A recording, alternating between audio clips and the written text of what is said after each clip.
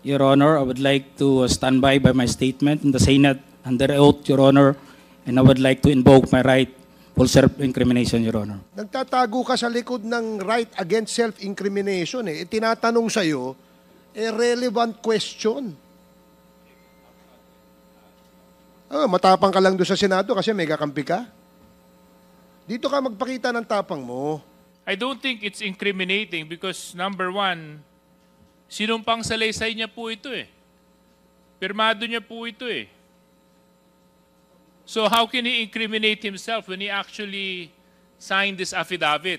And this is a public document, Mr. Chair. Humarap sa ika-14 na pagdinig ng House Quadruple Committee o Quadcom si dating Mandaluyong Police Chief Police Colonel Hector Grijaldo.